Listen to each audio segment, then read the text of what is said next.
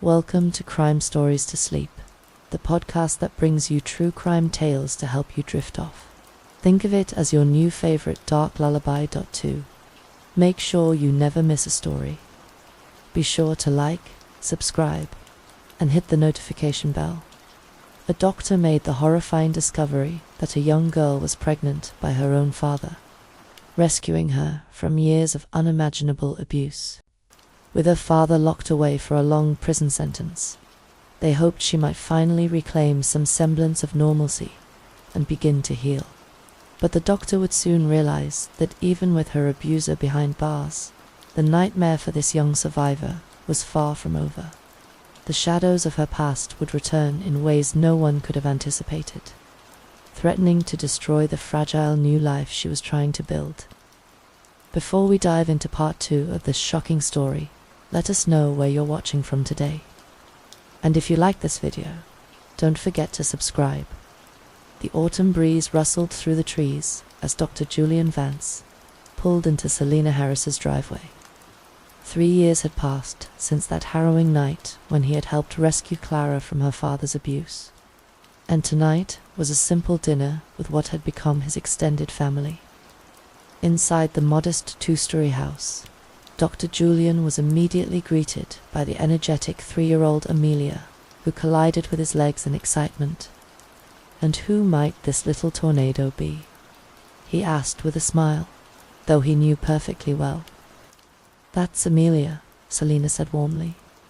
"Amelia, say hello to Dr. Julian." "Hello, doctor," the girl exclaimed before racing back toward the kitchen. In the dining area, Clara was setting the table. At 17, she had grown taller, though a certain guardedness remained in her demeanor. "Hi, Dr. Julian," she said with a smile that didn't quite reach her eyes. Once they were seated and enjoying Clara's enchiladas, conversation turned to the recent past. "How are you liking your new place?" Selena asked. "It's been, 2 years now?" "Almost 3, Dr. Julian replied. "I couldn't stay in that old house anymore. Not after everything that happened. Just being there and looking at Victor's house across the street. I couldn't stand it." "How's that neighborhood now?" Selena inquired. "Has someone moved into Victor's old house?" Dr. Julian shook his head. "I never visit there anymore except to go to my clinic. I purposefully never check his house. Still don't have the heart to go inside my old place either. My new house is close enough to the clinic, just in a different neighborhood." "We heard about the trial," Selena said, her voice hardening. "Life in prison. It's what he deserves. More than deserves," Dr. Julian agreed. "After what the prosecution revealed, I'm only surprised they didn't throw away the key entirely." Dr. Julian noticed Clara had stopped eating, her gaze fixed distantly on her plate. "How are you doing, Clara?" he asked gently. "School going well?" She looked up as if startled. "It's okay. Mum's helped a lot with raising Amelia." She turned to Selena. "Thanks for providing for us and making sure I can still go to school. You're attending Oakwood Valley High School, right?" Dr. Julian asked. "I'm actually heading there tomorrow. They invited me to give a talk for their Cervical Cancer Awareness Day." "Oh, that's right," Selena nodded. "The HPV vaccine program." Clara's expression darkened. "Yeah, I guess after everything that happened to me, at least I don't need that vaccine anymore." Her tone was flat, emotionless. An uncomfortable silence fell over the table. Amelia, sensing the mood shift, looked up from her plate with innocent confusion. "Mummy sad?" she asked, reaching for Clara's hand. "No, baby. Mummy's just tired," Clara said, softening. "I should get you ready for bed. You have daycare tomorrow, and I need to rest for class." After Clara took Amelia upstairs, Selena sighed. She has good days and bad days. Today seems to be one of the harder ones. How is she managing overall? Dr. Julian asked quietly. "We're getting by." Her therapist says she's shown remarkable improvement. The fact that she speaks her mind now is actually progress. Selina smiled sadly. Victor never let her speak at all.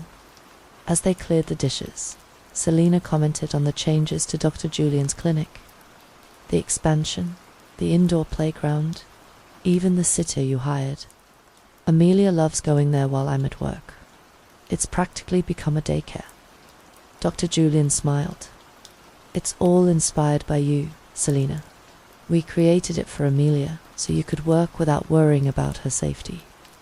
It's a playground for our patients, but a daycare for Amelia. With the kitchen cleaned, they moved to the living room with glasses of wine. Your new job is going well, Dr. Julian asked. The pay is much better, and I'm being considered for a promotion next month. Selina beamed. That's wonderful, Dr. Julian said sincerely. I'm proud of you after everything you've been through. When he checked his watch and saw it approaching 11, Dr. Julian stood to leave. Thank you again for everything, Selina said at the door. Your family now? He replied simply. Driving home, Dr. Julian couldn't shake his concern about Clara's subdued demeanor. Despite 3 years of healing, something in her eyes tonight had reminded him of the frightened girl he'd first encountered in his clinic, a shadow he hadn't seen in months. But perhaps he was overthinking things. Everyone had bad days, even survivors working hard to rebuild their lives. The following morning, Dr. Julian arrived at Oakwood Valley High School, carrying a box of informational pamphlets. The school's administrative assistant greeted him warmly, directing him toward the multipurpose hall where his presentation would take place. As he navigated the bustling corridors between classes, he noticed a group of male students huddled in a corner, their attention fixed on a smartphone. Their laughter had an edge to it that made him pause. Drawing closer, he caught a glimpse of what they were viewing, explicit photographs on the screen. His stomach dropped when he recognized the subject of those images. That's enough, he said firmly, approaching the group. The boys startled, quickly trying to hide the phone. Hand that over right now, or I'll call the principal and your parents. The tallest boy, clearly the ringleader, slid the phone into his pocket. We weren't doing anything wrong, sir, just looking at what everyone's seen already. Everyone. Dr. Julian echoed, his concern deepening.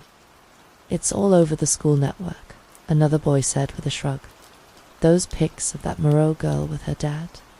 Dr. Julian's blood ran cold. Those images had been police evidence meant to be kept confidential. This stops now, he said, his voice leaving no room for argument. What you're doing is not only cruel, but potentially illegal. Those are exploitative images of a minor. The boys shifted uncomfortably under his stern gaze. I suggest you delete those images immediately, and spread the word that anyone sharing them could face serious consequences, he continued. Now move along to class before I report this incident.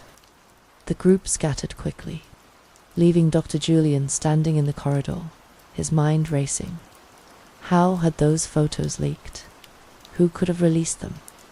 And most importantly, did Clara know they were circulating? Dr. Vance, a voice interrupted his thoughts. He turned to see Principal Reynolds approaching. Thank you for coming today. The students are already gathering in the hall for your presentation. Dr. Julian forced a smile, not wanting to delay the event. Just had to address some inappropriate behavior in the hallway. I'll explain later. Principal Reynolds nodded, leading him toward the multipurpose hall. The students have been looking forward to your talk. Health education is so important, especially at this age. As they entered the hall, Dr. Julian scanned the rows of seated students, looking for Clara. He couldn't spot her among the sea of teenage faces. Perhaps she was running late, or maybe she was still in her classroom and would join the assembly later. The principal introduced him, and Dr. Julian stepped up to the podium, setting aside his concerns to focus on the presentation. He explained the basics of HPV infection its connection to cervical cancer, and the importance of vaccination. As he continued his talk, he noticed several students whispering and glancing at their phones beneath their desks. Despite the school's policy against phone use during assemblies, his unease grew, but he maintained his professional composure, determined to deliver the important health information. When he opened the floor for questions, several hands shot up. He called on a girl in the front row who asked about vaccine side effects, followed by a boy curious about the vaccination schedule. Then he pointed to a student in the middle section. The boy stood, a glint in his eye that immediately put Dr. Julian on edge. "Aren't you the doctor who saved Clara Morrow?" the student asked loudly. A ripple of murmurs spread through the hall. Dr. Julian paused, choosing his words carefully. "Yes, I was Clara's physician. Her case is well known in town, but I'd prefer to focus on today's health topic rather than individual patient." Histories, another student raised her hand. "Is it true that she had her father's baby?" "That's what everyone's saying." Dr. Julian's jaw tightened. "That's a personal question that only Clara should answer if she chooses to. I'm here to discuss cervical cancer prevention, not to gossip about a student who has already endured far too much invasion of privacy." A boy in the back row stood without being called on. "Why bother with this vaccine talk when girls like her are just going to ... That's enough," Principal Reynolds interrupted, stepping forward. "This kind of disrespectful behavior is exactly why we need more education, not less." She addressed the assembled students with stern authority. "From this moment forward, phones are prohibited during school hours. Any student found with a phone will have it confiscated, and anyone discovered with inappropriate images will be reported to their parents and assigned to detention for a month." As the principal continued admonishing the students, Dr. Julian caught a glimpse of movement at the multipurpose hall's rear door. A female figure with dark hair was slipping away, moving quickly. Though he only saw her for a split second, something in the way she moved suggested it was Clara. His instinct was to follow her to make sure she was all right. But he was trapped in the middle of the presentation. Leaving now would only draw more attention to the situation and potentially embarrass Clara further. For the remainder of the Q&A session, Dr. Julian kept glancing toward the door, hoping to see Clara return, but she never did. He answered the remaining questions professionally, distributed the informational pamphlets about HPV vaccination and local clinics, including his own, and concluded his presentation. As the students filed out of the hall, guided back to their classrooms by teachers, Dr. Julian couldn't shake the feeling that something was very wrong. The leaked photos, Clara's absence from school, despite leaving home that morning, and now her brief appearance and hasty departure. It all pointed to a troubling situation that went beyond typical teenage drama. "Dr. Vance, could I speak with you for a moment?" Principal Reynolds asked as the last of the students exited the hall. "Of course," he replied. Still distracted by thoughts of Clara, they walked toward the administrative offices, the corridors now quiet with students back in their classrooms. "I want to apologize for our students' behavior," the principal began. "What happened in there was unacceptable. I'm more concerned about the inappropriate photos of Clara circulating among the student body," Dr. Julian said. "Those images were police evidence from her father's trial. They should never have been made public." Principal Reynolds' expression grew grave. "I became aware of this situation just this morning. A teacher confiscated a phone and reported finding those images. We immediately began investigating, but it seems they've spread like wildfire overnight. Do you know where they originated from? How the students accessed them? From what we can tell, they were uploaded to a social media platform and then shared through private messaging apps. We've implemented the phone ban effective immediately. But as you know, these things tend to take on a life of their own." Dr. Julian nodded grimly. Has Clara been informed? Is she even here today? She was marked absent in her homeroom this morning, Principal Reynolds confirmed. We tried calling her mother, but she's at work and hasn't responded yet. I'll check in with her myself, Dr. Julian offered. But before I go, is there a quiet place I could use to do some research? I'd like to try to trace these images to their source.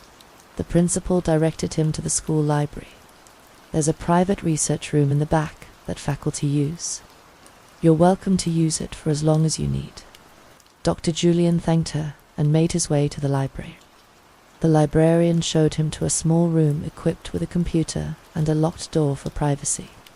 Once alone, he accessed the internet and began searching for information about the leaked photos. It didn't take long to find what he was looking for.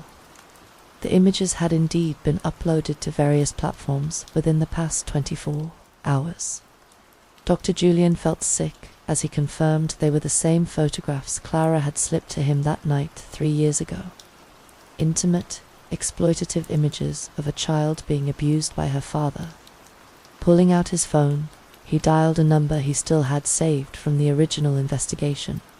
Detective Miller speaking, Detective. This is Dr. Julian Vance. I need to speak with you urgently about Clara Moreau. There was a brief pause on the line. Dr. Vance, it's been a while. What's going on? Are you aware that photographs from Victor Moreau's case have been leaked online? They're circulating among students at Clara's high school. We received reports early this morning and are already investigating. The detective confirmed. Those images were confidential police evidence.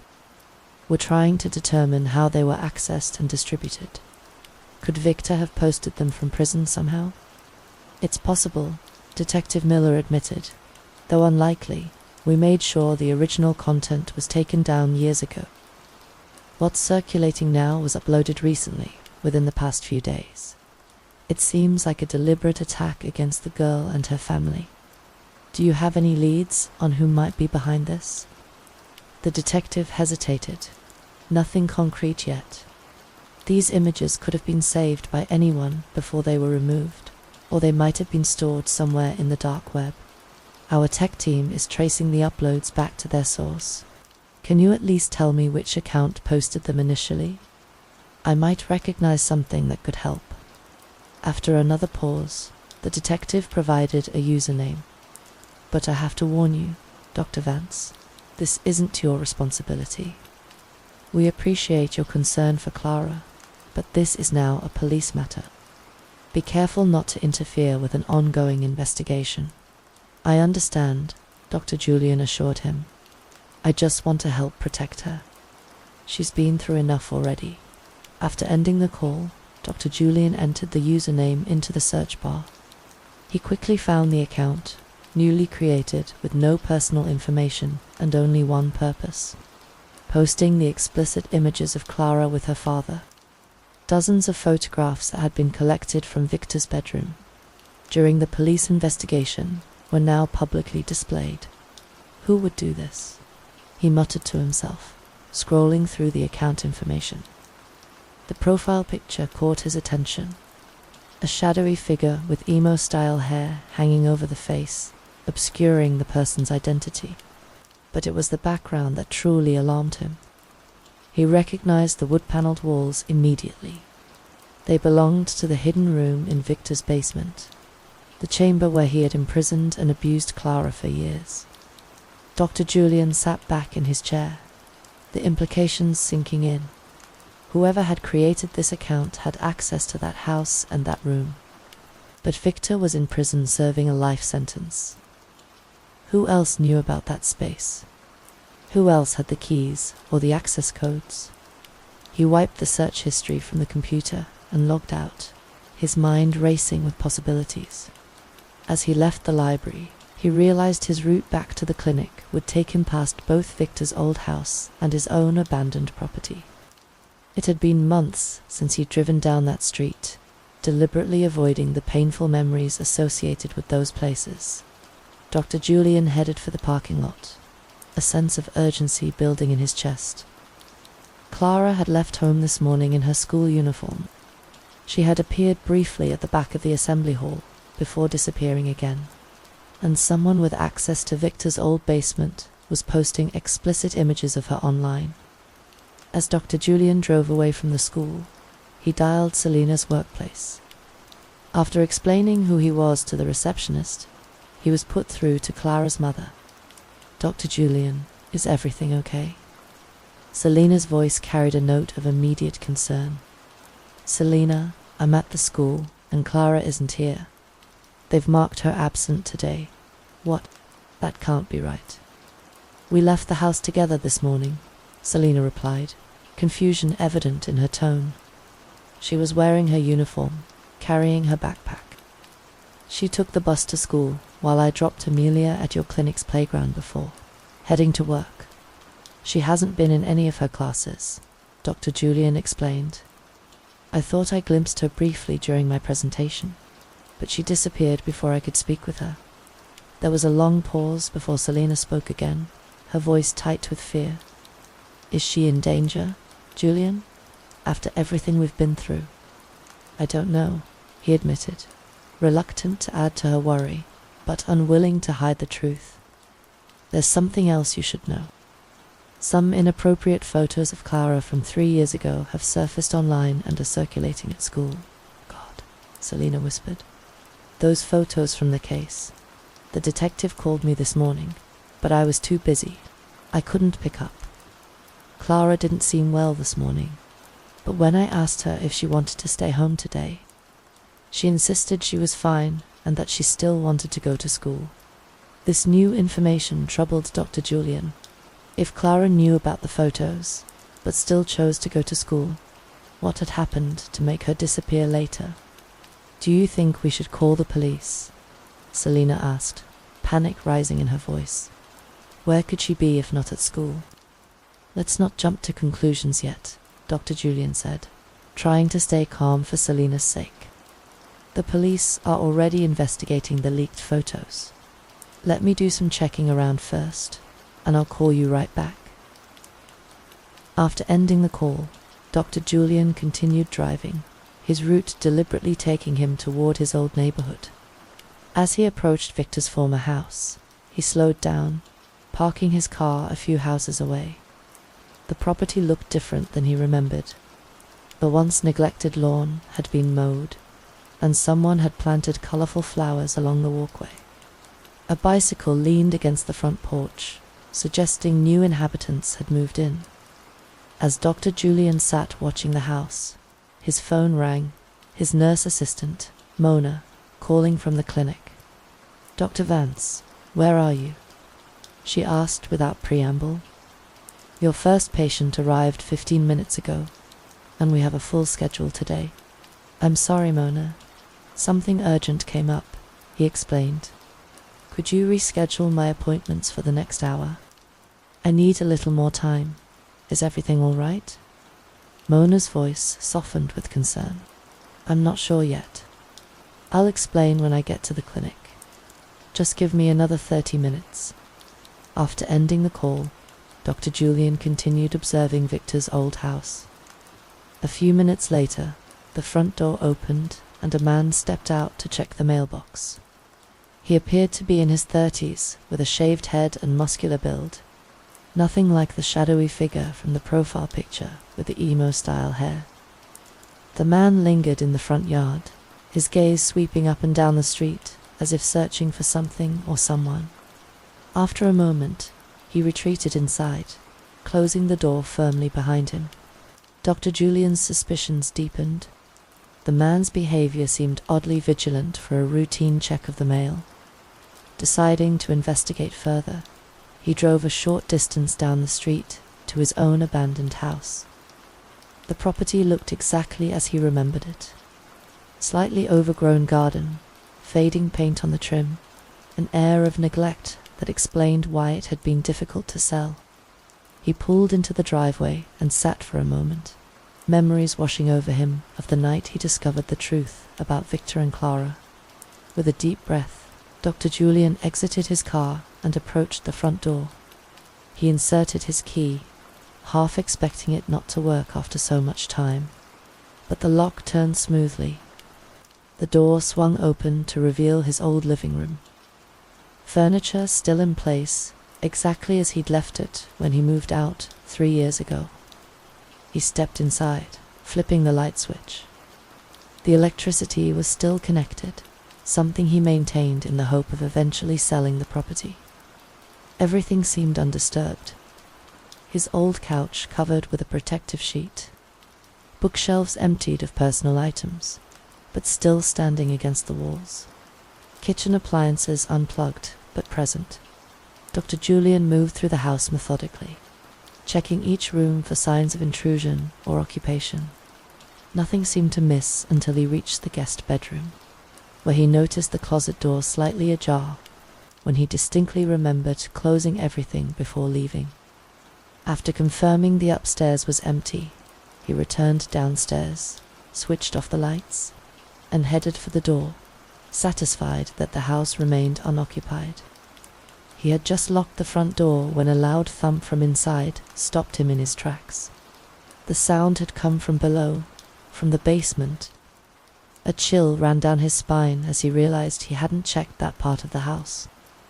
Unlocking the door again, Dr. Julian stepped back inside and moved toward the basement door located off the kitchen.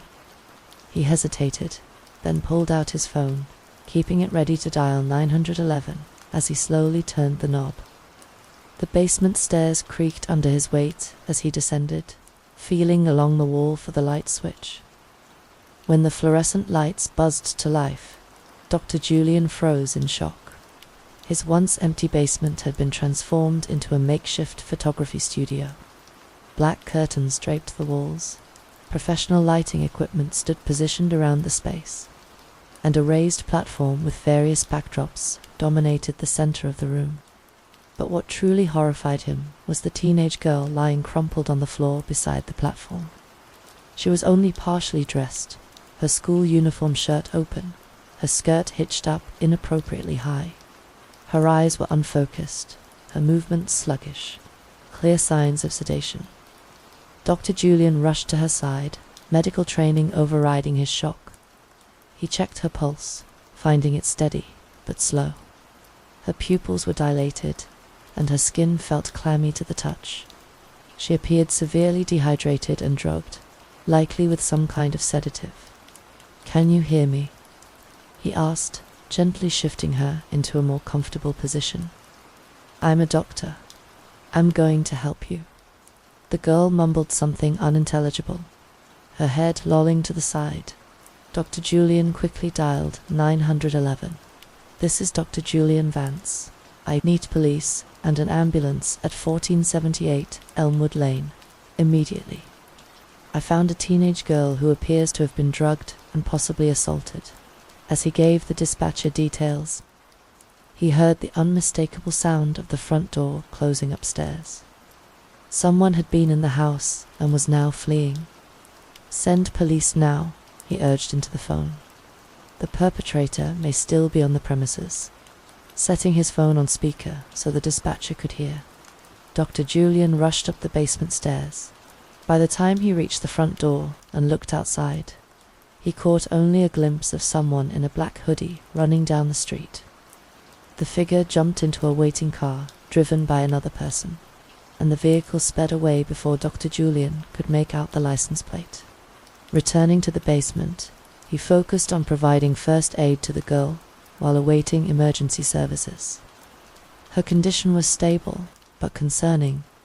Whoever had drugged her had administered a significant dose. As he monitored her vital signs, the girl began murmuring more coherently. Dr. Julian leaned closer to hear her words. 4291. She whispered the sequence of numbers punctuated by shallow breaths. "Victor's house. 8750. Dr. Julian realized she was reciting what sounded like access codes.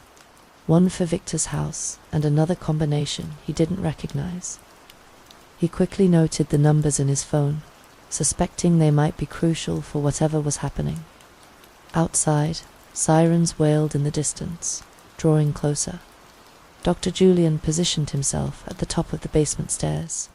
ready to direct the first responders to the victim while trying to process the disturbing revelation that someone had been using his abandoned home as a studio for exploitative photography. Possibly the same someone who had uploaded Clara's photos online. And if this girl was here, where was Clara? Police cruisers and an ambulance arrived within minutes, their lights painting the quiet suburban street in flashes of red and blue. Officers secured the perimeter, while paramedics rushed to attend to the drugged teenager in the basement. Detective Miller, whom Dr. Julian had spoken with earlier that day, was among the responding officers. His expression was grim as he surveyed the makeshift photo studio. "Dr. Vance," he acknowledged, pulling out a notepad. "I need you to walk me through exactly what happened here." Dr. Julian explained how he'd come to check on his abandoned property after noticing suspicious activity and discovering the girl in the basement. "I haven't been inside this house for nearly 3 years, he emphasized. "I had no idea someone was using it this way." The detective's gaze swept the basement, taking in the professional lighting, backdrops, and camera equipment. "And you just happened to check on this place today after our conversation about the leaked photos." "I was concerned," Dr. Julian admitted. "The username you gave me when I looked it up. The profile picture had Victor's basement in the background. I was driving past anyway and decided to stop." "So, you conducted your own investigation after I specifically warned you not to get involved," Detective Miller said, his tone neutral, but his meaning clear. Dr. Julian sighed. "I understand how it looks, Detective. But I wasn't trying to interfere with your investigation.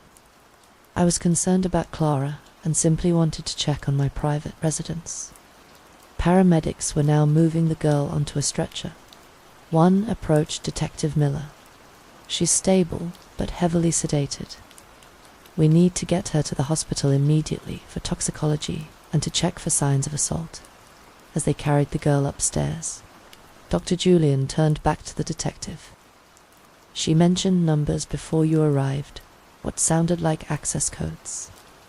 One said she specifically connected to Victor's house." He showed the detective the numbers he'd recorded on his phone. Detective Miller's expression shifted from skepticism to interest. "This could be useful," he acknowledged, copying the numbers into his notepad. "Now, Dr. Vance, we need to take your official statement." For the next half hour, Dr. Julian answered questions about his discovery, his relationship with Clara and her family, and his limited knowledge of who might be behind the exploitation. "The man I saw running from my house wore a black hoodie and had dark hair," he explained. "He was picked up by someone in a car waiting at the end of the street." "We'll review neighborhood security footage," Detective Miller assured him. "Now, about these access codes.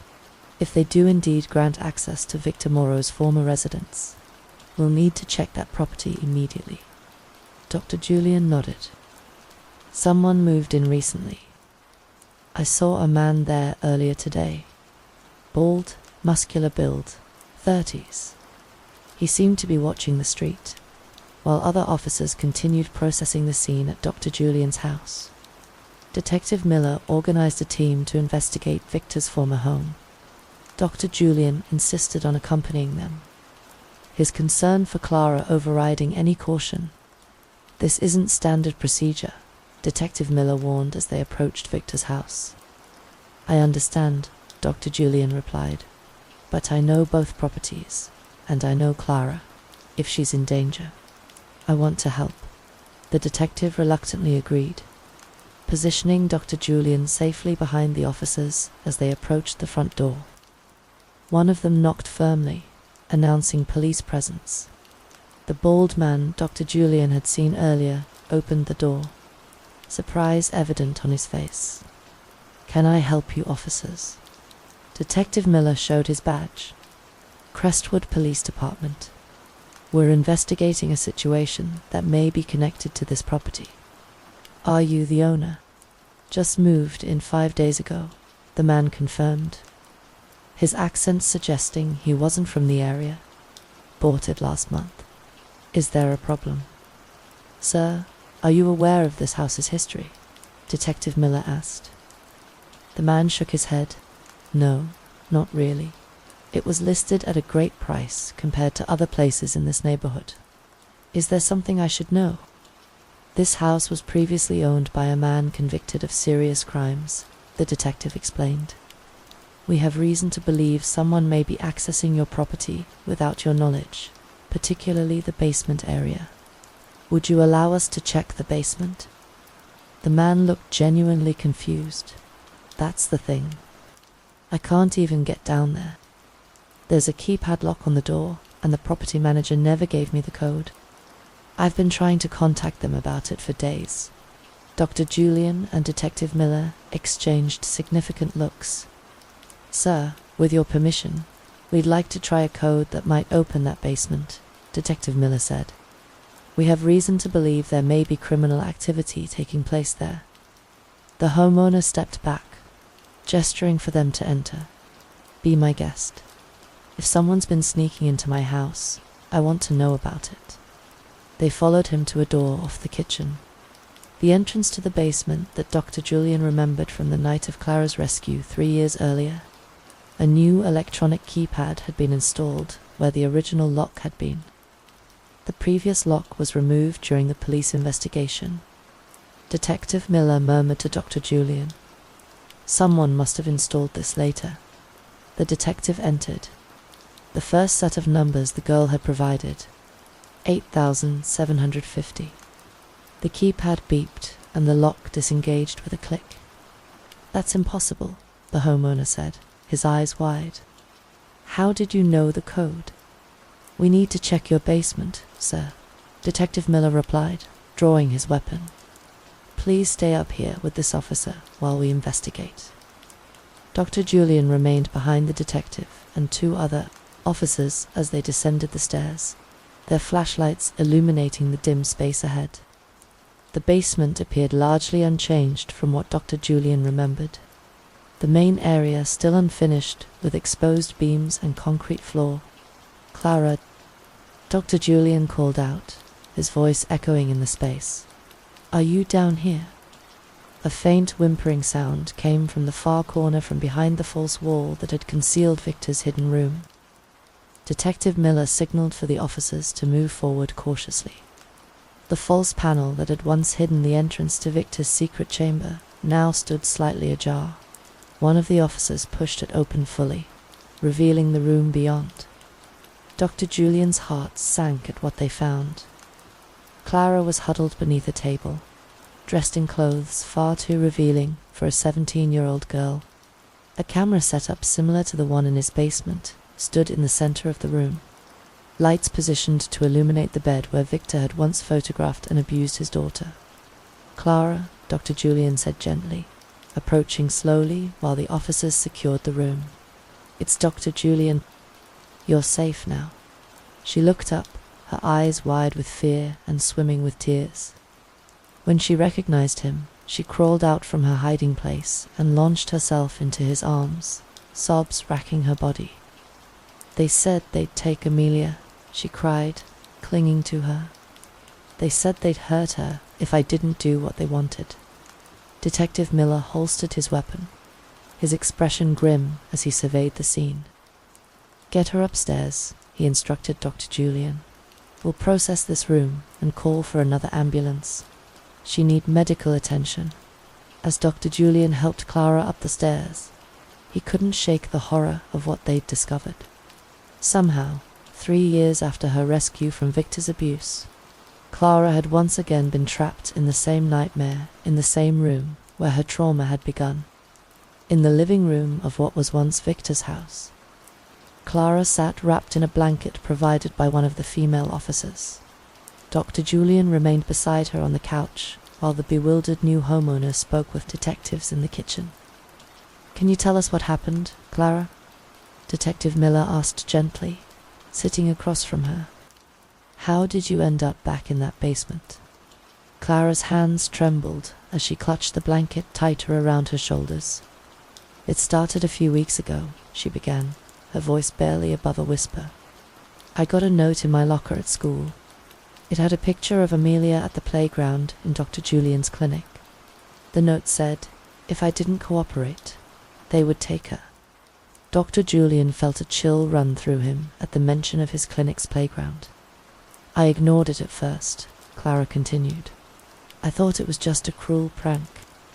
But then more notes came with more pictures of Amelia at preschool, in our yard, even sleeping in her bed. Her voice broke. They were watching her all the time. They knew our routines, when Mum would drop her off, everything. Do you know who they are? Detective Miller asked. Clara shook her head. I never saw their faces clearly. They always wore hoodies or hats pulled low, but there were 3 of them. 2 who worked here taking the pictures and another one who drove them. And they brought you here today instead of school? No, I went to school first, Clara explained. I thought I could handle it. Then I started seeing the photos on everyone's phones. Her eyes filled with fresh tears. Those pictures from before with my father, they were everywhere. People were laughing, whispering. Dr. Julian placed a comforting hand on her shoulder. I saw some students looking at them during my visit. I'm so sorry, Clara. When I couldn't take it anymore, I tried to leave, she continued. But they were waiting for me outside. They showed me a live video of Amelia on their phone. She was at the daycare in Dr. Julian's clinic. They said if I didn't go with them right now, their friend would take her. Detective Miller leaned forward. These men, did they tell you why they were doing this? They said this is where they've always operated, Clara replied. They change the basement lock and only come when the house is empty. They're good at duplicating keys and breaking in without leaving traces. The house was vacant until recently. Dr. Julian realized aloud. They must have been using it freely until the new owner moved in. They seemed angry about that, Clara confirmed. They talked about needing to find a new location soon. That's when they started using Dr. Julian's empty house, too. One of the officers who had been searching the basement approached, Detective Miller holding an evidence bag containing shredded paper. Sir, we found these in the trash can downstairs. Looks like they tried to destroy some kind of transaction record. The detective examined the fragments through the plastic. Good work. Get these 2 forensics immediately.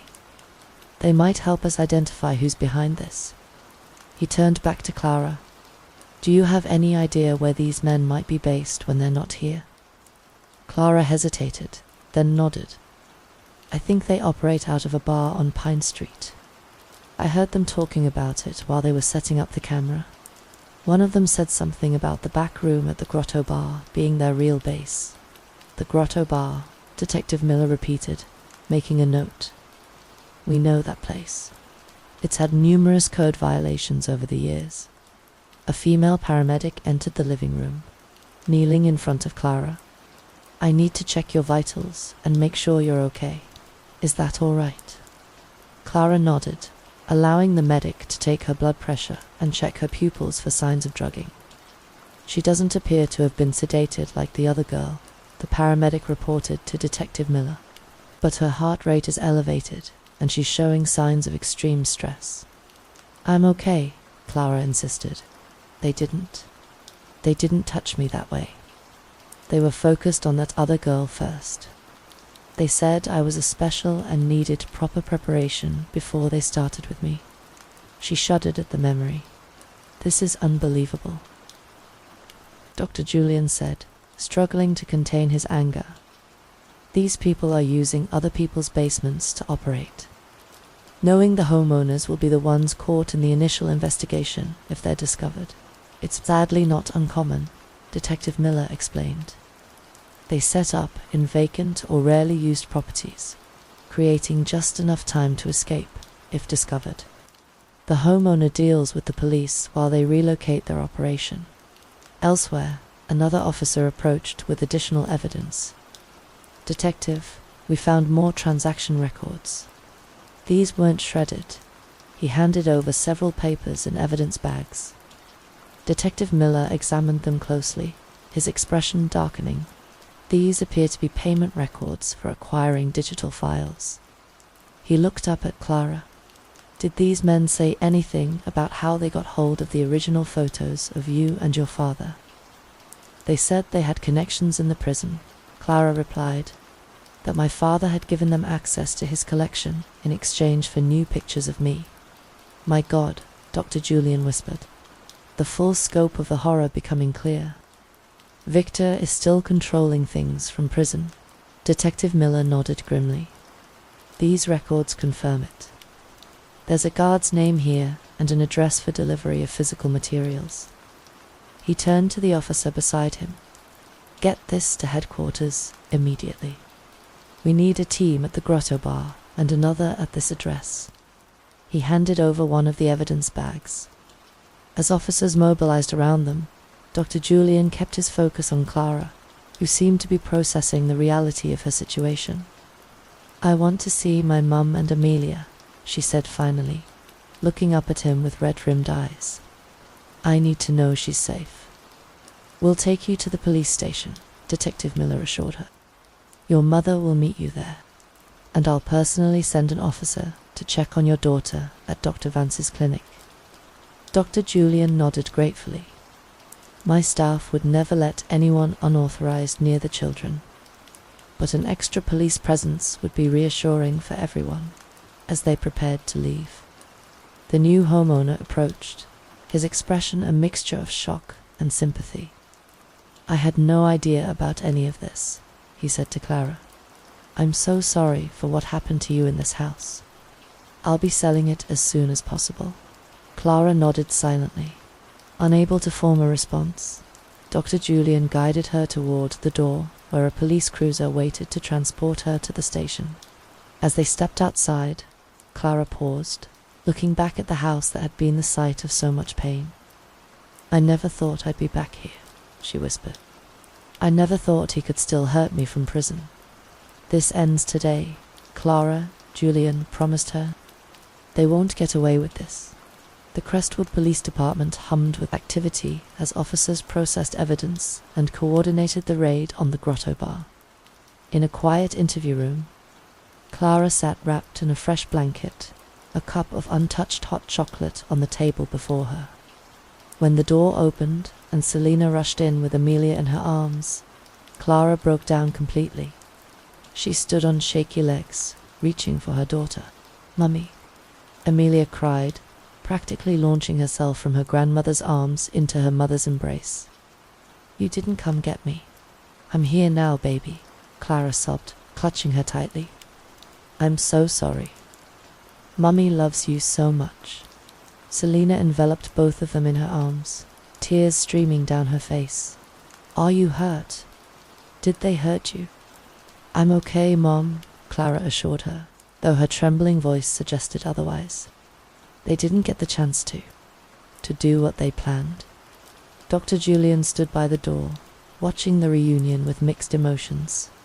Relief that Clara was safe, rage at those who had terrorized her, and deep concern about the lasting impact of this second trauma. Detective Miller entered the room, his expression tentatively optimistic. I have some updates, he announced. The raid on the Grotto Bar was successful. We apprehended 2 men matching the descriptions Clara provided. The third man, the driver, managed to escape, but we have his vehicle's license plate from security footage. It's just a matter of time before we locate him. What about the girl from Dr. Julian's basement? Clara asked, still holding Amelia protectively. She's receiving treatment at the hospital, the detective replied. She's also a student at your school, grade 11. Her parents are with her now.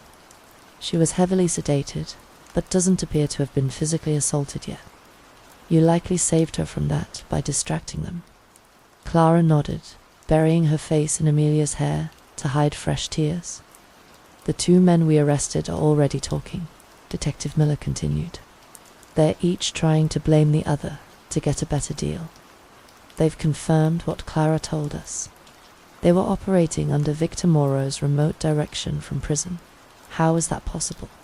Selena demanded. He's supposed to be in maximum security, according to their statements. They approached Victor months ago with a proposition. In exchange for photographing Clara and smuggling the images to him in prison, he would give them access to his dark web account, where he had stored backups of all his original photographs. And he was very specific about where the pictures had to be taken, Miller added. Victor insisted on his old basement, the place where it all began. In his own words, that's why the crew kept sneaking back into that house, even after it was sold. Dr. Julian's stomach turned at the thought. So they could sell or distribute them? Exactly, the detective confirmed. Victor apparently had quite a reputation in certain dark corners of the internet. His work still has value to the right buyers. He said the last part with evident disgust. Selena sank into a chair, her face ashen. Will this nightmare ever end? 3 years in prison, and he's still finding ways to hurt my daughter. We're already in contact with the prison authorities, Detective Miller assured her. Victor will be transferred to a more restrictive facility with no access to visitors or outside communication. And the guard who helped smuggle materials will be facing criminal charges. Clara looked up, her eyes hollow with exhaustion and despair. It doesn't matter what happens to him now, she said quietly. Those pictures are out there. People at school have seen them. They've probably already made copies. The dark web never forgets anything. She kissed Amelia's forehead, her next words breaking Dr. Julian's heart. I'm so sorry you were born into this, baby. It's not fair to you. None of this is fair. Amelia, innocent to the weight of her words, simply patted her wet cheek. No cry, Mommy. No cry. Detective Miller cleared his throat. We'll be bringing charges against everyone involved in this operation. The 2 men we arrested, the prison guard, the driver when we catch him, and we'll be adding new charges against Victor Moreau for orchestrating it all from prison. What about the photos at school? Clara asked. Everyone's seen them. The school has implemented a strict policy against phones, Dr. Julian reminded her, and the principal is taking this very seriously. There will be consequences for any student found sharing those images. Dr. Vance is right, Detective Miller added. Plus, distributing those images is a crime. They're considered child exploitation material.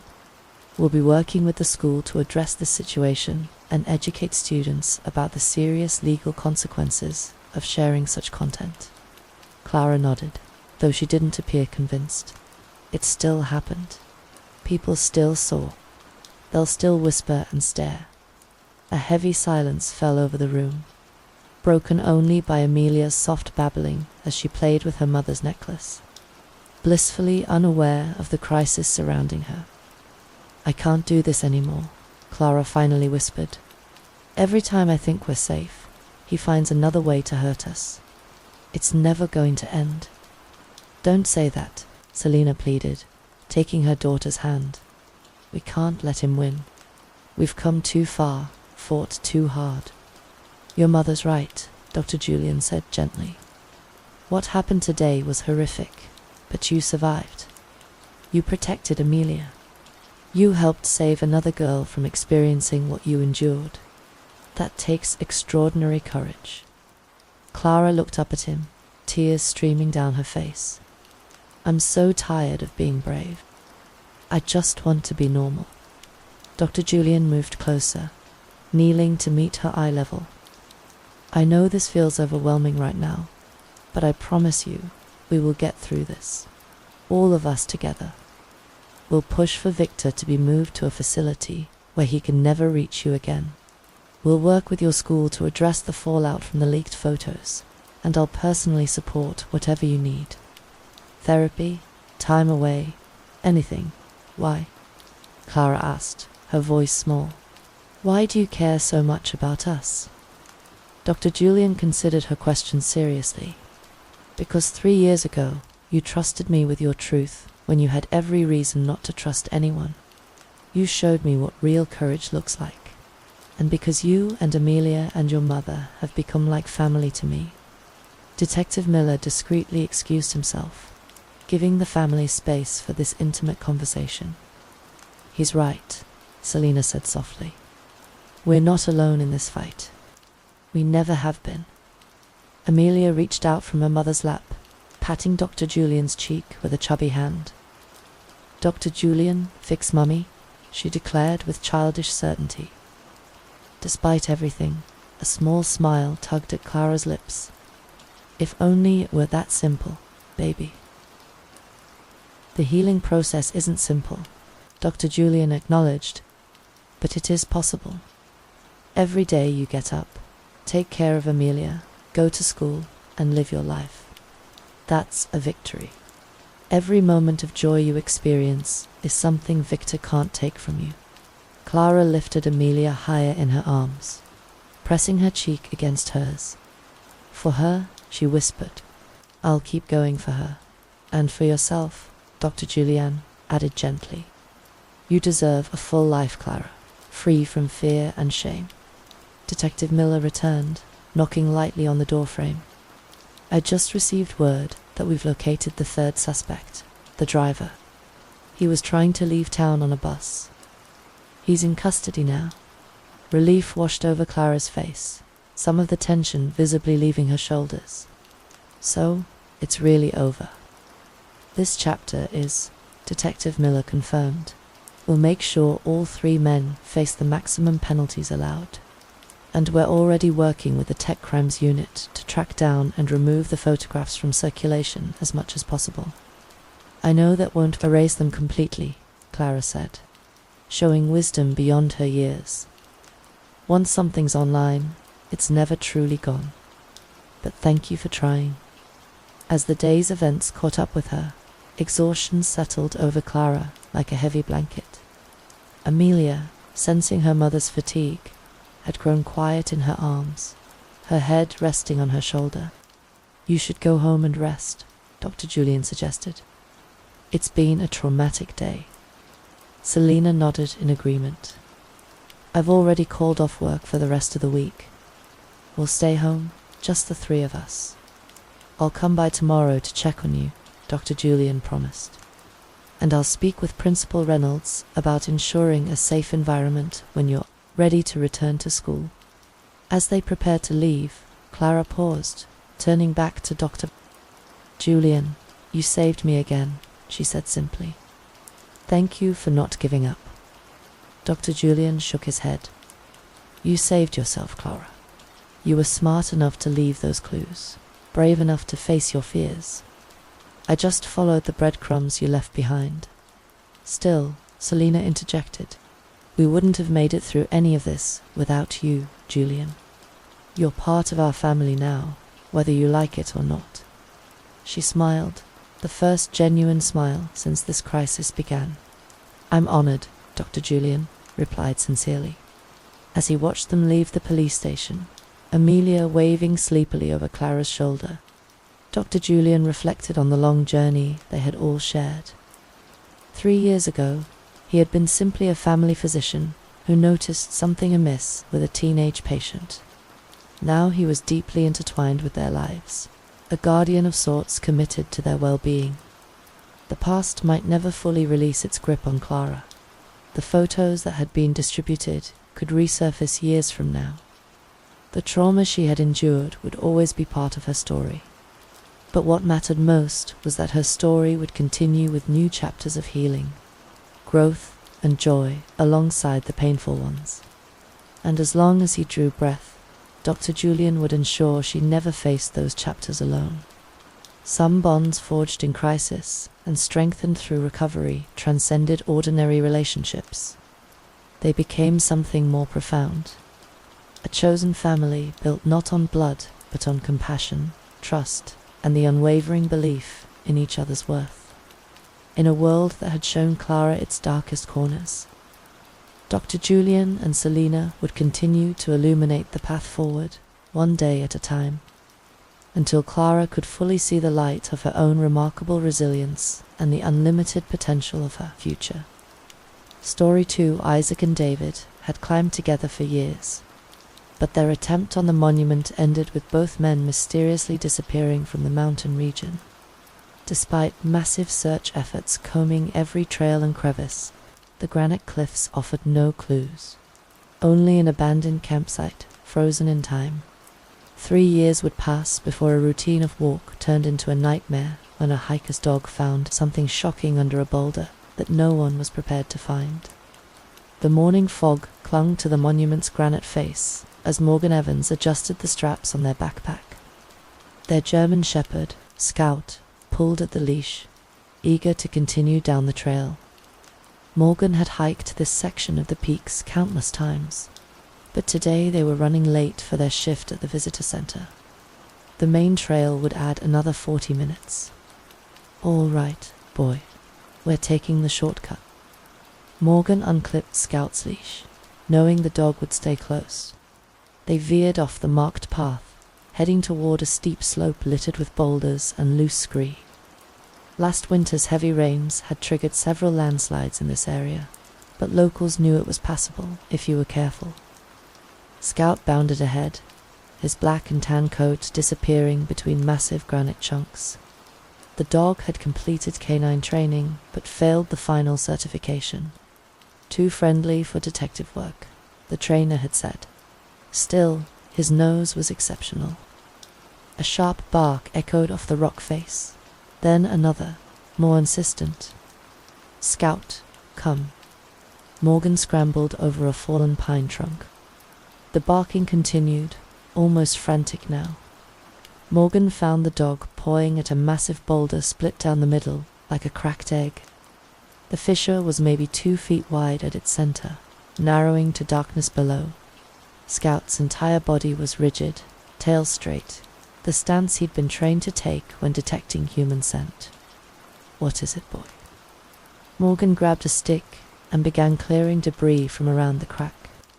Probably just old camping gear, maybe some hiker's lost pack. But Scout wouldn't budge, wouldn't stop that low, continuous whine. Morgan pulled out their phone, activated the flashlight, and aimed it into the crevice. The beam caught something pale, almost white against the dark granite. Fabric, no bone. A human rib cage, partially covered by a faded blue jacket. Morgan stumbled backward, heart hammering. Their hands shook as they dialed 911.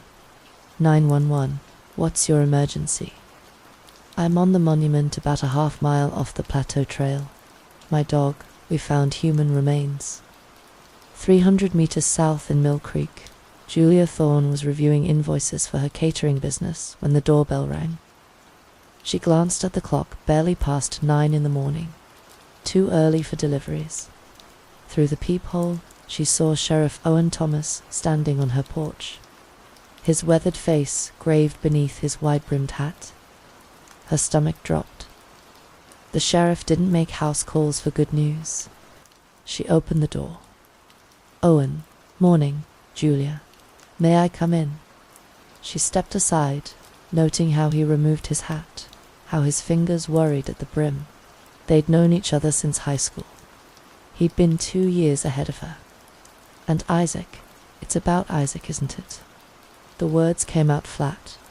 Resigned, after 3 years, she'd been expecting this visit. In a way, Owen settled into her living room chair, looking uncomfortable. "We found remains this morning near the monument. A hiker's dog discovered them in a boulder field." Julia sank onto the couch. "Is it?" "We're not certain yet, but there was climbing gear with the body. The dental records will take a day or 2, but he paused, choosing his words carefully. "The equipment matches what David Reed was wearing when he disappeared. David, not Isaac." Julia felt a confusing mix of relief and grief. David had been Isaac's best friend since college, his constant climbing partner. They'd been inseparable, planning adventures, working seasonal jobs to fund their next expedition. "Just David?" she asked. "So far, The area is unstable from recent landslides. We'll be conducting a thorough search, but I wanted to tell you personally before word got out." Julia nodded, her mind spinning back to that morning 3 years ago. Isaac had stopped by to drop off his spare car keys as always when he went climbing. He'd been excited about attempting a new route on the monument. Something about the perfect weather window. "We'll be back Sunday night," he'd promised, giving her that easy grin that made him look younger than 24. "David wants to try that new restaurant for dinner." But Sunday came and went. Then Monday. By Tuesday, she'd called the rangers. Search teams found their camp abandoned, sleeping bags still in the tent, food untouched. It was as if they'd simply vanished into the granite. Julia Owen's voice pulled her back. "I'd like you to come with me to the site. The investigators might have questions, and you could help identify any personal items." She grabbed her keys and jacket, muscle memory taking over. As they walked to his patrol car, Owen continued. "The remains were found in an area that's been inaccessible since the slides. That's probably why the search teams missed it 3 years ago. The drive to the peaks took 2 hours." Julia stared out the window, watching the central valley give way to rolling foothills, then towering pines. She'd made this drive so many times, dropping Isaac off for climbs, picking him up sunburned and exhausted, but glowing with accomplishment.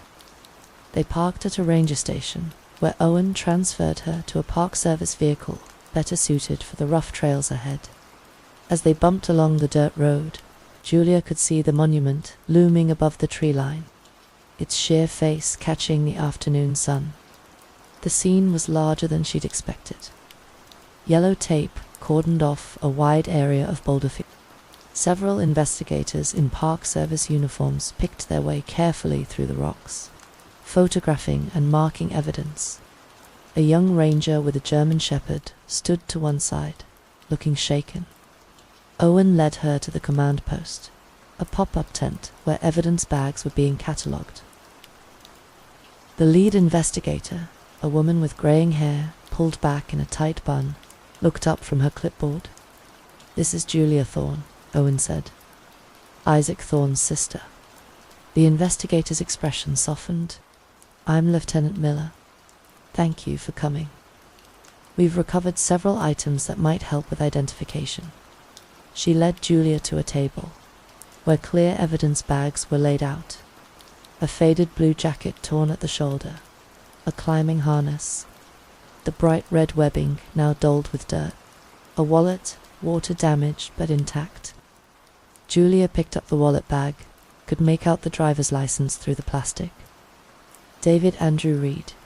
His photo grinned back at her, dark hair falling into his eyes the way it always did. "That's David," she confirmed, her voice steady, despite the grief building in her chest. "These are all his things. He had that harness custom made in a sporting goods store." Lieutenant Miller nodded, making notes. "The remains are consistent with a fall, possibly triggered by rock. We'll know more after the full examination." "What about Isaac?"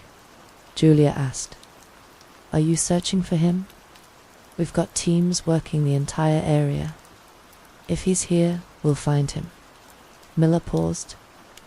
"I know it's difficult, and you went through this countless times before, but is there anything you can tell us about their plans that day? Any specific routes they mentioned?" Julia closed her eyes, trying to remember. Isaac kept a climbing journal. It's at his apartment. My apartment now. I couldn't bring myself to clean it out. She'd paid his rent for 6 months before finally accepting he wasn't coming back, then moved his things into her spare room. "That would be helpful," Miller said. "Any information about their intended route could narrow our search." As they talked, Julia became aware of movement on the trail above them. A man on horseback was descending, followed by several cattle. Even from a distance, she could see he was an older man sitting straight in the saddle with the easy confidence of someone who'd spent a lifetime on horseback. The rider guided his horse carefully down the rocky trail, the cattle following in a loose line behind him.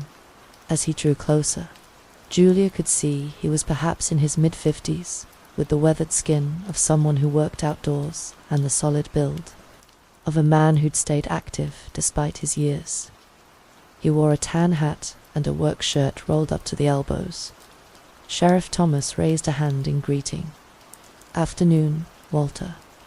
The man, Walter, touched the brim of his hat and dismounted with practiced ease. His eyes swept over the scene, taking in the investigators, the evidence tent, and the cordoned area. "Owen, I heard the helicopters this morning." His voice was deep, tinged with concern. "Something serious." "Afraid so.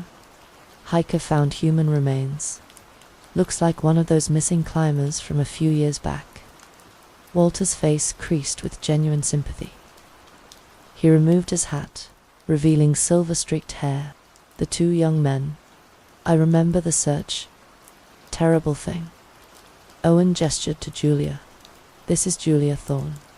Her brother Isaac was one of them." Walter stepped forward, extending a calloused hand. "Walter Jenkins. I own the ranch that borders this section of the park. I'm so sorry for what you're going through, Miss Thorne." His handshake was firm, his grey eyes direct. Up close, Julia could see the military bearing in his posture, the way he stood with his weight evenly distributed. "Thank you," she managed. Walter turned back to Owen. "This is the same area we searched 3 years ago. Near enough. The landslides changed the terrain considerably. That winter was brutal," Walter agreed. He looked at the investigators working among the boulders. "My ranch hands move cattle through these trails regularly. Know every deer path and water source for miles. If you need extra eyes for the search, they're at your disposal." Lieutenant Miller had approached during the conversation. "We appreciate that, Mr. Jenkins. Local knowledge would be valuable." Walter nodded. "I've got 6 men working for me right now, all experienced in this terrain. They can cover ground your teams might miss."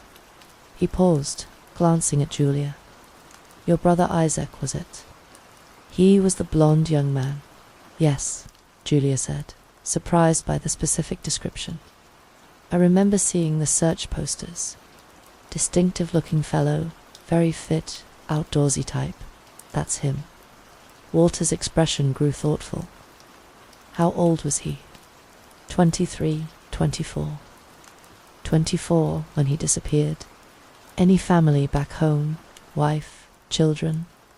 Sometimes young men that age, they get overwhelmed by responsibilities." The question felt odd to Julia, but she answered anyway. "No, nothing like that. Isaac lived for climbing. He was single. No kids. So, no reason to just walk away from his life," Walter mused. "That rules out voluntary disappearance, I suppose." Owen shifted his weight. "We investigated that angle thoroughly 3 years ago. These boys were experienced climbers, but not reckless. Something went wrong out here." Walter settled his hat back on his head. "Well, I'll have my men keep their eyes open. We run cattle through the high country all season. If there's anything to find, we'll spot it." He looked directly at Julia. "Where was your brother from originally?" Sometimes knowing a person's background helps understand their choices in terrain. "We grew up in Mill Creek, but Isaac spent every free moment in the mountains. Athletic family. You climb as well." "No, that was Isaac's passion. I preferred my feet on solid ground." Walter smiled, the expression warming his weathered features. "Smart woman, these mountains are beautiful, but they don't forgive mistakes." He gathered his horse's reins. "I'd best move these cattle before they scatter. Owen, you have my number. Call if you need those extra searchers. Appreciate it, Walter." Walter mounted his horse with the same easy grace he'd shown dismounting. "Miss Thorne, I hope you find your brother. No one should have to wonder what happened to family." He touched his hat brim again and clicked his tongue. The horse moved forward, the cattle following. Julia watched him navigate the narrow trail, noting how he guided the animals away from the investigation area without being asked. "Good man, Walter Jenkins," Owen said once he was out of earshot. "Runs the biggest ranch in the county. 3,000 acres, borders the park for miles." Lieutenant Miller made a note. Useful to have local support. Walter's been here 40 years. Knows this land better than most rangers. Former military, too. Army Corps of Engineers.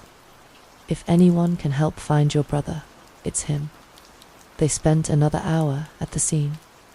Julia watched the investigators work, answered questions about Isaac and David's climbing experience, their equipment preferences, their usual patterns.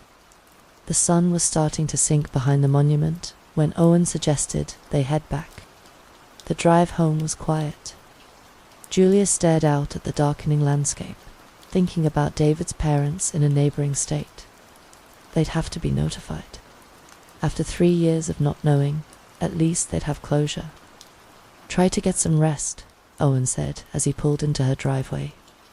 "We'll call as soon as we know more." "And Julia, that climbing journal you mentioned could be helpful." She nodded. "I'll look for it tonight."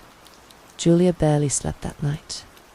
Every time she closed her eyes, she saw David's faded driver's license, Isaac's empty tent. By dawn, she gave up and made coffee, sitting at her kitchen table as the first light crept across the valley. She needed to do something productive. The sheriff's department would want recent photos of Isaac for the renewed search.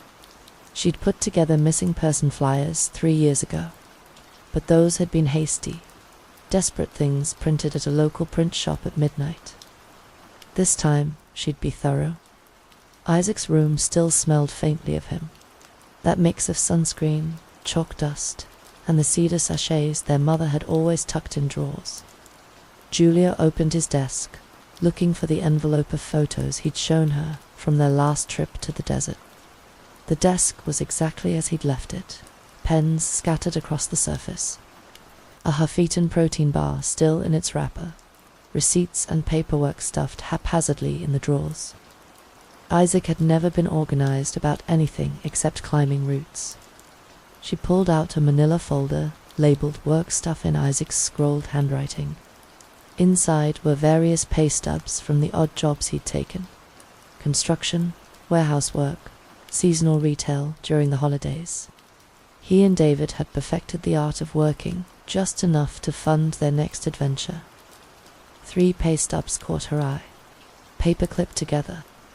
Jenkins Ranch. She spread them on the desk, checking the dates. The most recent was dated September 15th, just 18 days before he disappeared. $1,200 for fence repair and general labor. Cash payment noted. 2 more stubs showed similar work in late August and early September. All cash payments, all signed with the same authoritative signature: Walter Jenkins. Julia sat back, journal entry and pay stubs side by side. Her brother had worked for Walter Jenkins for at least a month before disappearing. Walter had stood there yesterday, shaking her hand, offering search assistance, asking all those questions about Isaac, and never once mentioned he'd known him. Maybe he simply didn't remember.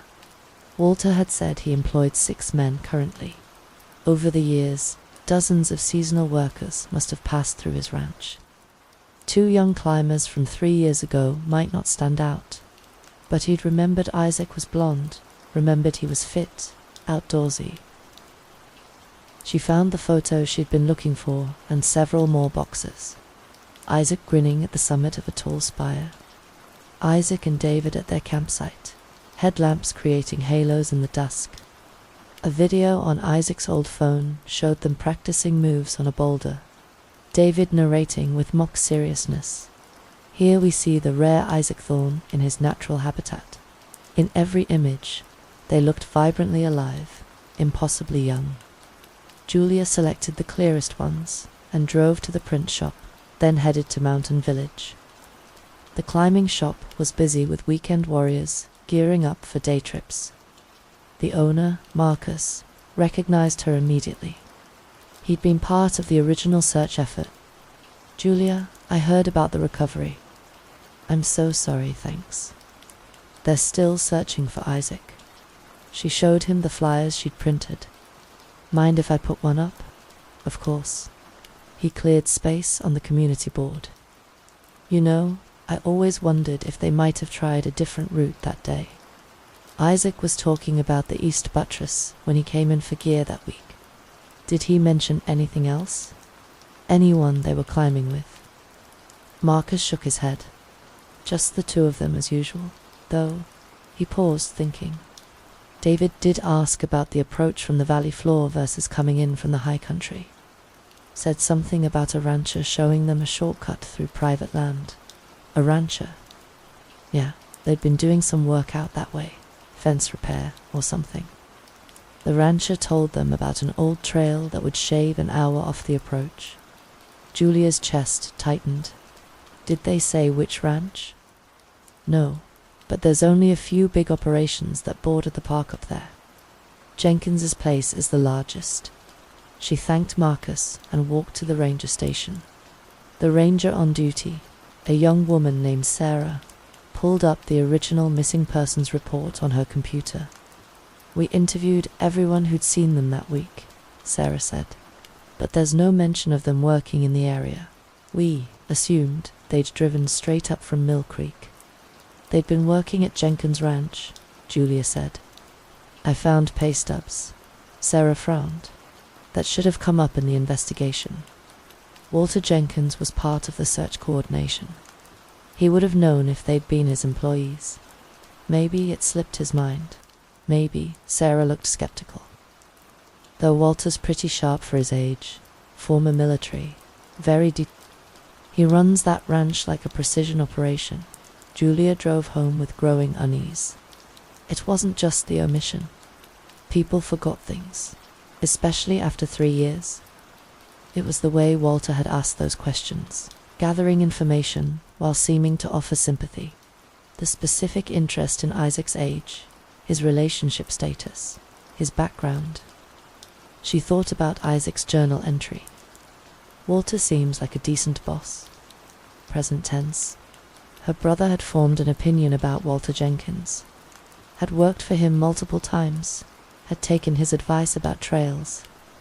And Walter had stood there yesterday playing the helpful neighbor, acting as if he'd never seen Isaac except on a missing poster. That night, Julia spread everything across her dining table. Pay stubs, journal, photos, her notes from the day. The facts were simple. Isaac and David had worked for Walter Jenkins. Walter hadn't mentioned this connection. He'd asked personal questions about Isaac, while claiming to only know him from search posters. It wasn't evidence of anything except a strange omission. But as Julia studied her brother's handwriting, she couldn't shake the feeling that Walter Jenkins knew more than he was saying.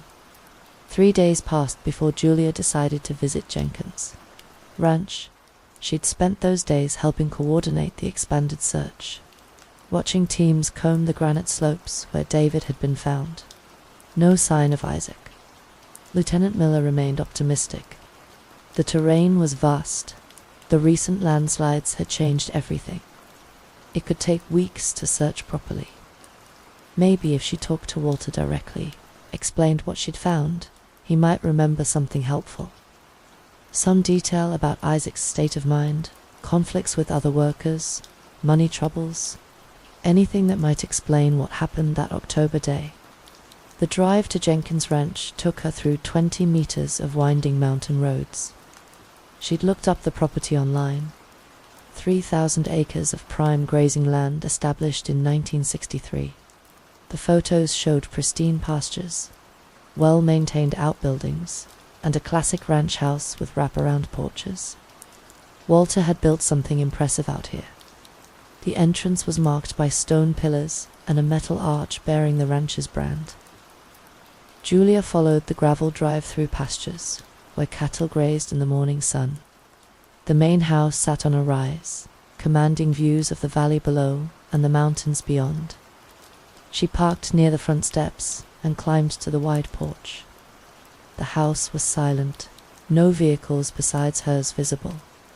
She rang the doorbell, hearing it echo inside. Waited, rang again, no answer.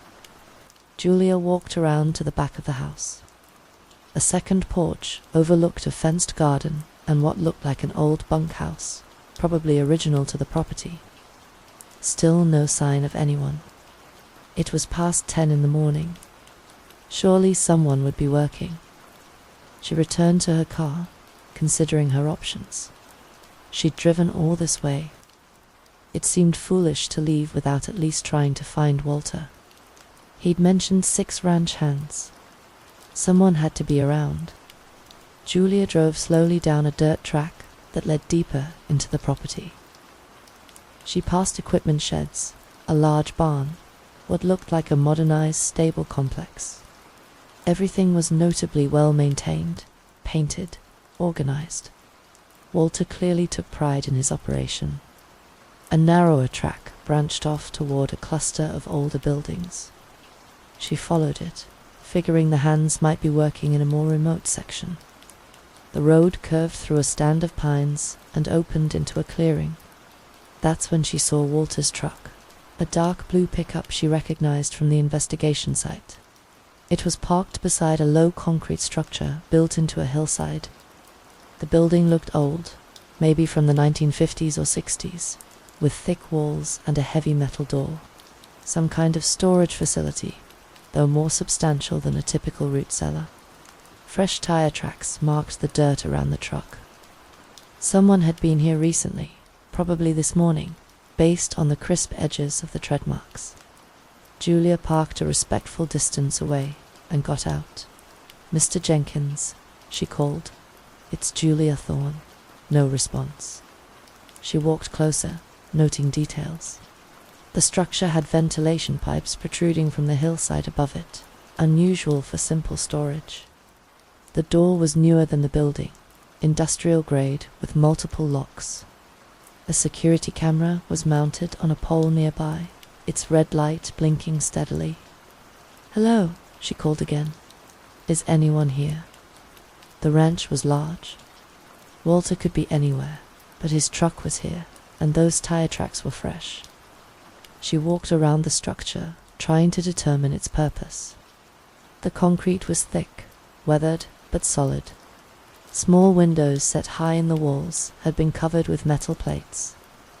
It reminded her of military bunkers she'd seen in documentaries. A sound made her pause. She couldn't identify it, too muffled by the thick walls. Maybe machinery running inside a generator. Julia checked her phone.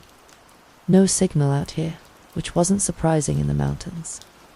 She'd wait a few more minutes, see if Walter emerged. It felt awkward to be poking around his property, even if he had offered to help with the search. She returned to her car and leaned against it, studying the strange building. Why would a cattle ranch need such a fortified structure? Maybe it was from the property's earlier days, built for some purpose she couldn't guess. These old ranches often had interesting histories. The sound came again, slightly louder, definitely from inside the structure. Julia straightened, curious now. It almost sounded like, but no, she was being imaginative. Too many sleepless nights, too much stress. She'd come here to ask Walter about Isaac, not to snoop around his property inventing mysteries. Julia walked back toward the structure, drawn by something she couldn't quite name. The sound came again, clearer this time, a voice. Walter's distinctive deep tone, though she couldn't make out words through the concrete. She moved closer, careful to stay quiet on the gravel. Near the heavy door, she noticed a small ventilation grate at ground level. The voice was coming from there. Julia knelt beside it, straining to hear. "Told you about resisting." Walter's voice, firm but not angry, almost patient, like someone dealing with a difficult animal. 3 years, and you still haven't learned. a sound that made Julia's blood run cold. Chains, the unmistakable rattle of metal links against concrete. Please, a different voice. Male, weak, and hoarse. I can't anymore. You need to accept this is your life now. Walter again. Matter of fact, fighting only makes it harder on yourself. The chained person, because that's what they were, someone chained in this bunker, began to sob, deep, hopeless sounds that spoke of prolonged despair. Stop that. Walter's tone sharpened.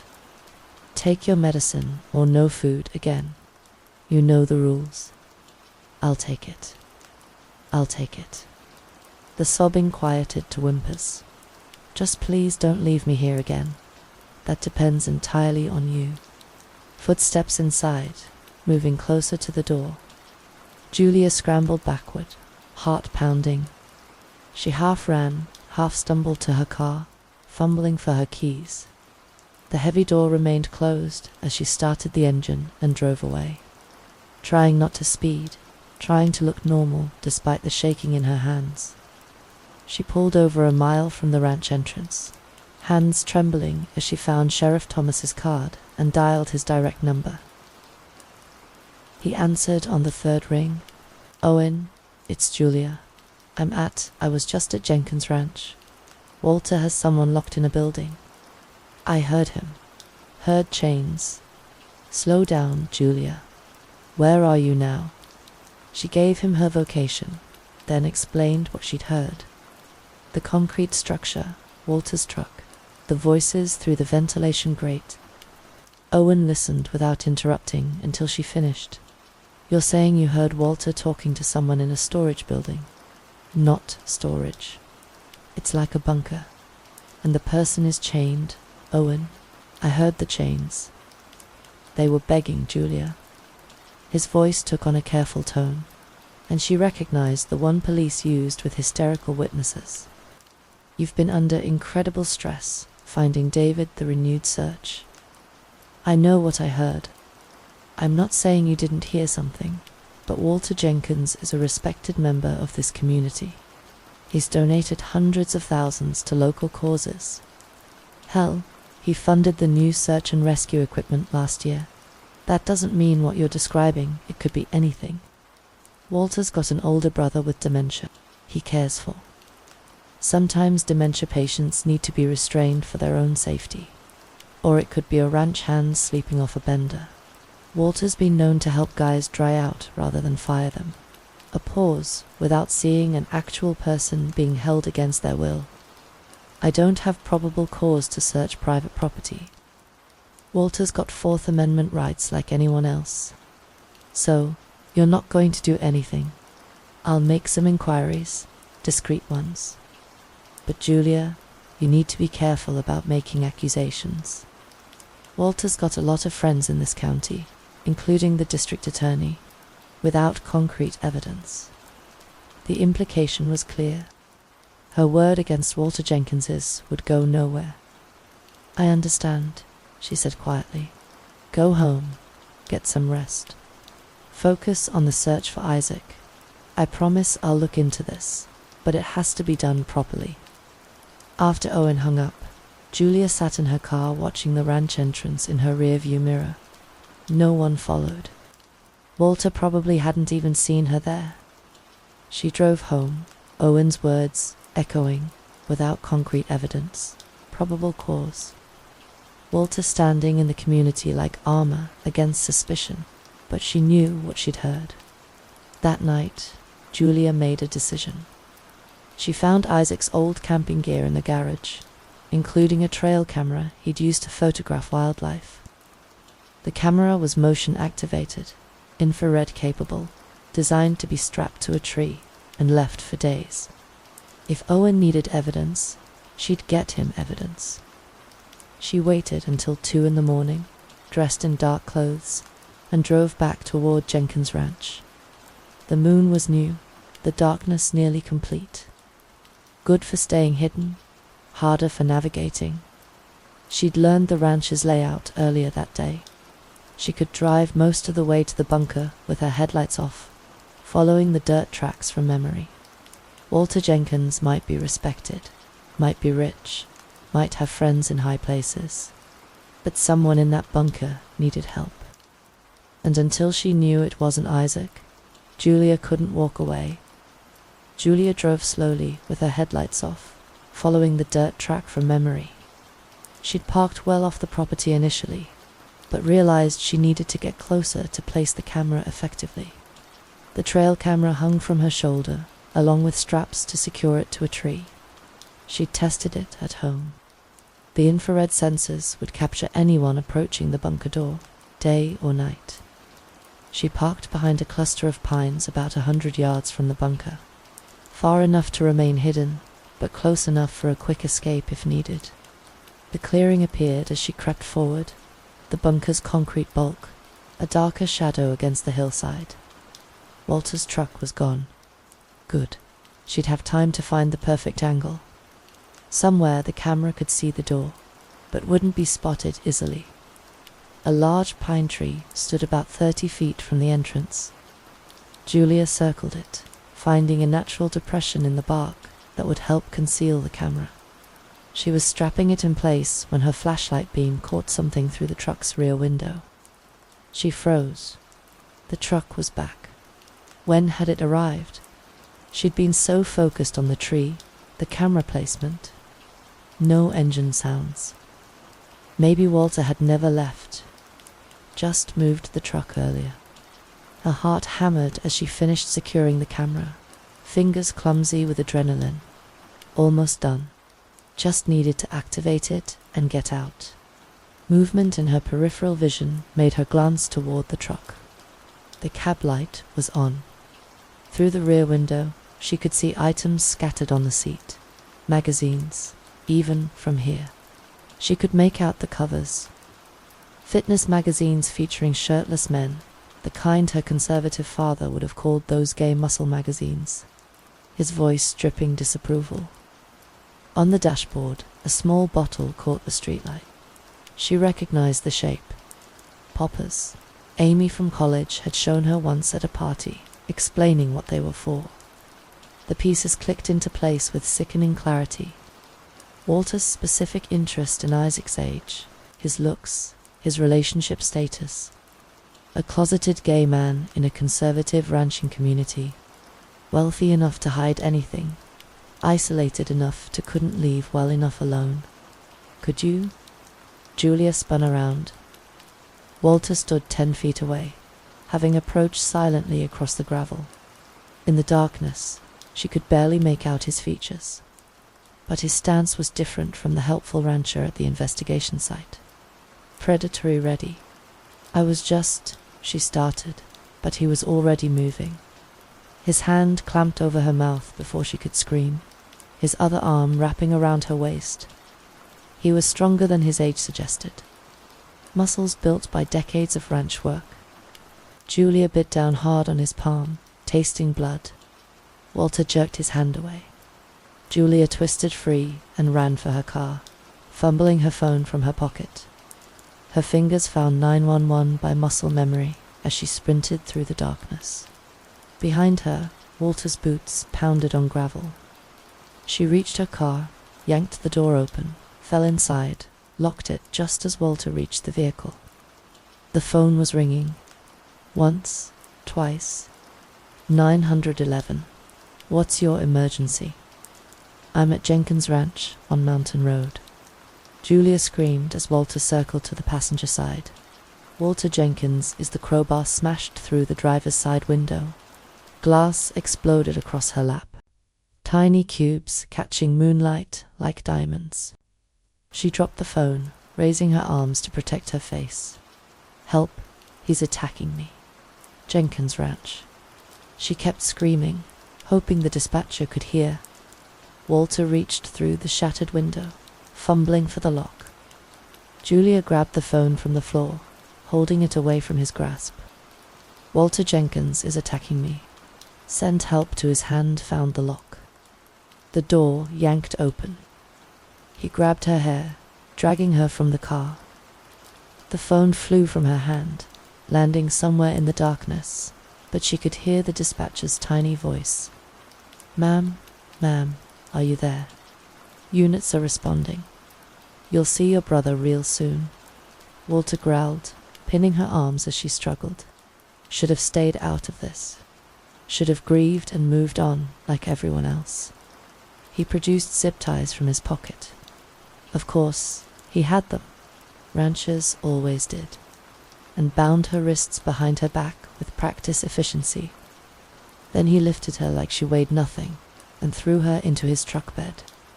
Julia's head hit the metal, stars exploding across her vision. She heard the truck door slam, the engine start. Gravel sprayed as Walter accelerated toward the bunker.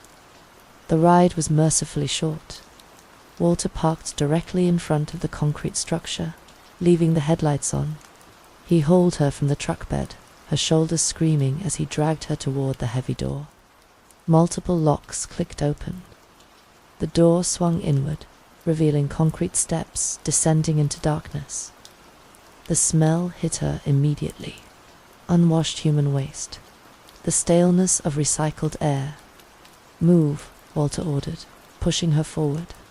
Emergency lighting cast everything in a sick, green glow. The stairs led to a larger space than she'd expected.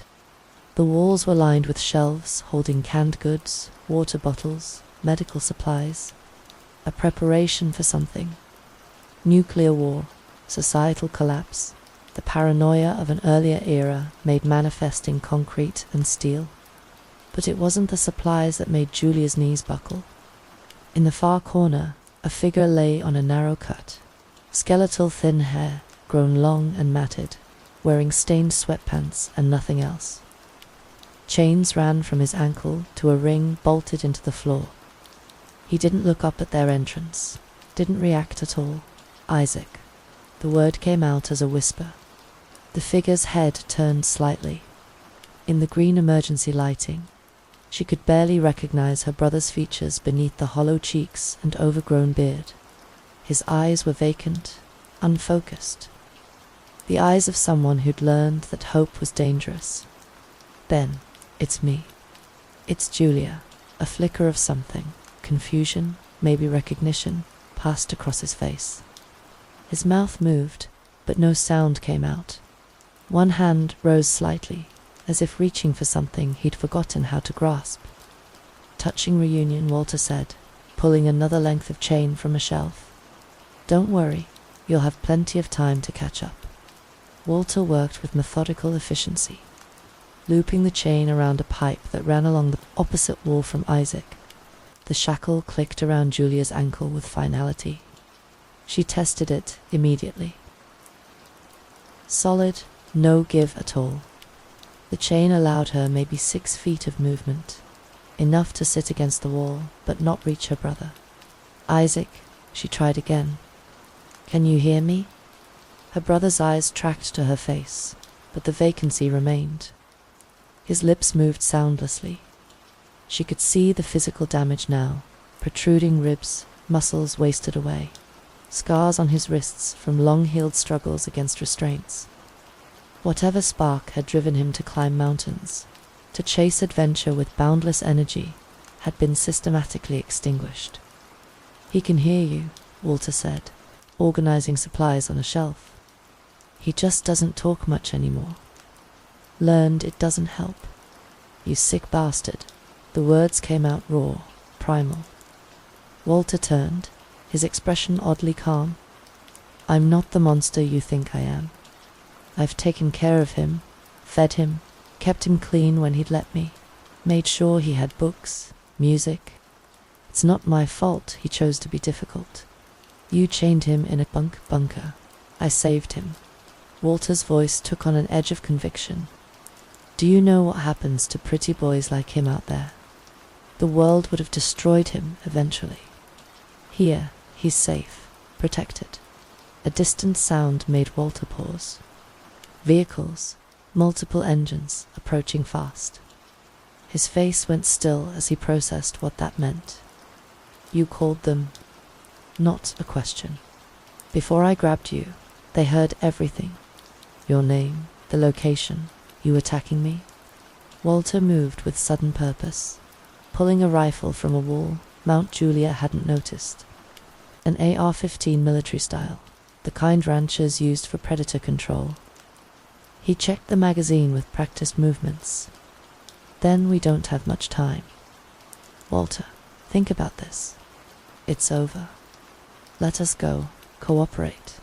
Maybe what? Maybe I'll only get 20 years instead of life. Maybe they'll put me in protective custody so the other inmates don't tear apart the rich, old queer who likes young men. He laughed bitterly. I've lived my whole life hiding. I'm not spending what's left of it in a cage. The sound of vehicles was louder now, surrounding the bunker. Walter positioned himself between the siblings, rifle ready, but not yet aimed. Through the ventilation system, Julia could hear muffled voices, radio chatter. How many were out there? This is the sheriff's department. Owen's voice boomed through a megaphone. Walter Jenkins, we know you're in there. We know you have Julia and Isaac Thorne. Come out with your hands visible. Walter didn't respond. He stood perfectly still, calculating. Julia could see him working through options, exits, possibilities. The mind that had built a successful ranch, that had hidden his nature for decades, that had planned Isaac's captivity down to the last detail. They'll use gas, Walter said finally, or breach charges. Either way, it'll be violent, dangerous. He looked at Isaac. He's too weak to handle that kind of stress. Then let us go. End this peacefully. It was never going to end peacefully. Walter's finger moved to the trigger guard. Not since that friend of his walked into the bunkhouse. David, righteous little prick. Threatening to call the police. As if Isaac hadn't been willing at first. Hadn't flirted back. Hadn't taken my money gladly. Until you tried to. Until I misread the situation. Walter's jaw tightened. One moment of poor judgment, and that boy made it into something criminal. I had no choice. You killed him quick and clean, more than he deserved for trying to destroy my life. But Isaac, his gaze softened slightly, looking at the skeletal figure on the cot. I couldn't hurt him. Even when he fought, when he tried to escape, when he went on hunger strikes. I loved him. That's not love. What would you know about it? Walter's voice cracked. 40 years of hiding. 40 years of watching men I could never touch, never acknowledge, building this empire while dying inside. Then he showed up. Beautiful, free, everything I could never be. Movement above, footsteps on the concrete roof. Walter's rifle snapped upward. There at the vents, he said. Military formation. Your sheriff called in SWAT. A bitter smile. At least they're taking me seriously. Walter, please look at him. Julia gestured to Isaac. Look what you've done. This isn't love. It's possession, destruction. I kept him alive, fed him, bathed him, held him when the nightmares came. That's more than the lights went out. Emergency lighting kicked in a second later, but in that moment of darkness, Julia heard the distinctive pop of breaching charges. Not at the door, above the ventilation shaft. No. Walter swung the rifle upward. The flashbang grenade dropped through the vent like a falling star. Julia had 1 second to squeeze her eyes shut and cover. Her ears before the world exploded in white light and devastating sound. Even prepared, the concussion hit her like a physical blow. Walter fired blindly upward, the rifle's report adding to the chaos. Brass casings rang against concrete. Then bodies were pouring through the breach. Black tactical gear, weapons raised, moving with trained precision. Drop the weapon. Drop it now. Walter swung the rifle toward them. Multiple officers fired simultaneously. Not bullets, Julia realized, but tasers. Walter convulsed and collapsed, the rifle clattering across the floor. Clear, we have 3 civilians, 2 in restraints. Medics rushed in behind the tactical team. Someone was cutting her chain with bolt cutters, speaking to her. But Julia couldn't focus on anything except the medics surrounding Isaac. They moved with urgent efficiency, checking vitals, starting IVS, preparing him for transport.